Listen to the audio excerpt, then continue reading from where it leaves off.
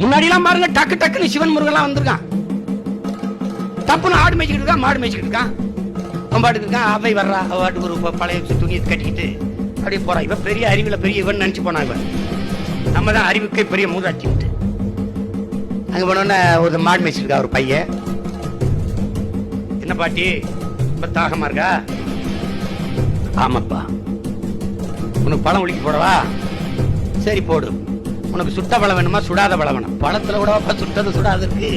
ஆமா பாருன்னு போய் ஆட்டி விடுறான். நான் ஒரு பழத்தை சத்துன்னு கீழே விழு.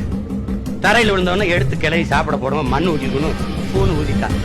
என்ன பாட்டி பழம் சூடா இருக்கு கேட்டான். தலை சுத்திருச்சு. யாரா ஒருத்தன் நம்மளே பெரிய மண்டக்குவம் முடிச்சோம் நினைச்சிருந்தோம். அவ தலைக்கணத்துல இருக்க அறிவுல நம்ம தான் பெரிய ஆளுன்னு. யாரா ஒரு பையன் அப்படி நம்மளை கேவலப்படுத்தானே? யாரா அரப்பா நீ எனக்கு தெரியல எல்லாம் பாருங்கட்டான். பார்த்தா நம்ம ஆள் நிக்கிறோம். நம்ம முருக பெரும்பாட்டேன்.